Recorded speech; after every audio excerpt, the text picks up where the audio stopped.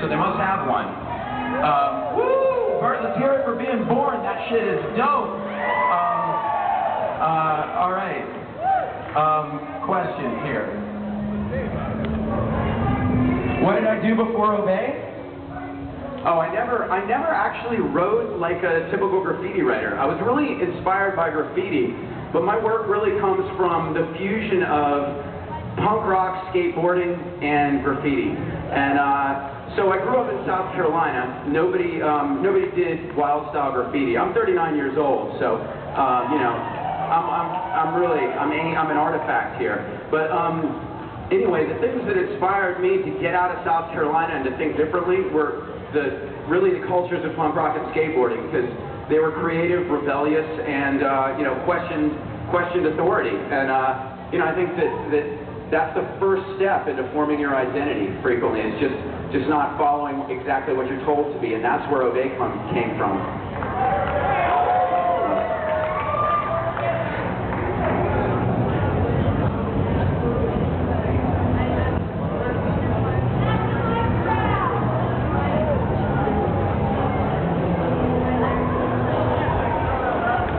The question was, where did the idea to put up art in the street come from? And he credited me as being a founder of urban art. That's not true. I mean, urban art's been around forever. I think that maybe in the way I do it, I was one of the people to get it cracking on a really wide level.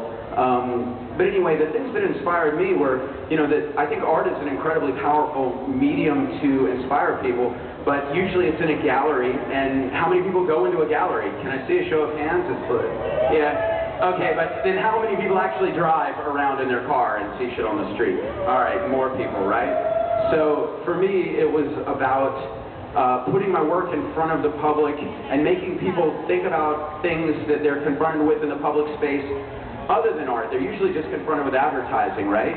So should the public space be a one-way dialogue only for advertising, where money behind it is what dictates its presence, and everything else is vandalism? You know, I think that freedom of speech should be about, you know, everybody, that we're in a democracy, and democratizing public space is really important. Yeah. Right here. Okay, that question was, what is going on in Boston? And I don't know how many people know, but I'm facing 87 years worth of felony charges in Boston for street art. Boo, Boston. What happened is, you know, a very large museum in Boston, the largest contemporary art museum, the ICA, Institute of Contemporary Art, asked me to do a 20-year survey of my work. I started 20 years ago doing the Andre the Giant Has a Posse stickers in 1989. And so the museum asked me to do a show, and as you know, my usual way of doing things, I went out there and I did some art around town, and that's as specific as I can be about it, in case I'm being recorded right now. But anyway, on the way to my show, 10 undercover cops pulled over the cab I was in and arrested me without me being caught putting a single poster or sticker up, and took me to jail and charged me with 34 counts of felony vandalism. And why is that? Why is that when there are illegal advertising posters and stickers for BostonParents.org, etc. everywhere? Because I symbolize the... Woo! Yeah. So, sound at least, right? It wasn't good, but it was sound. I symbolize the kind of outspoken expression that can't be suppressed by corporate interests or the government. They don't want that. They don't want it from me. They don't want it from you. But that's what democracy is about. You've got to find a way, whether it's through voting or whether it's through making stickers or a zine or a blog or whatever. You got to find a way to say what you want to say. You know? Yeah. What's my advice of life?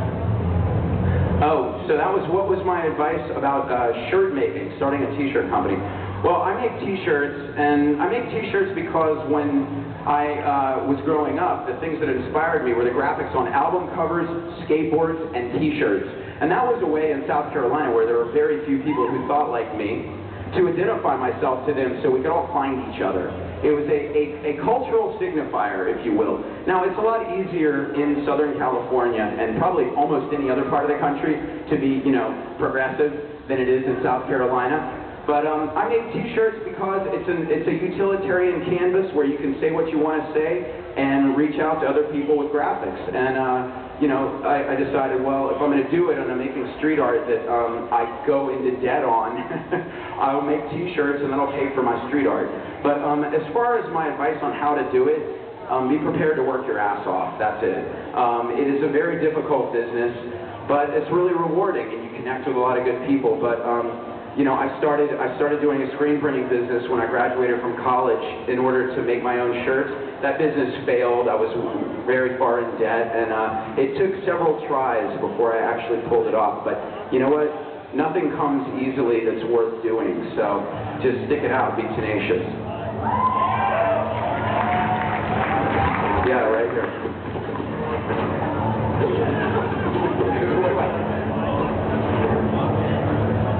Ooh, this is a spray paint question.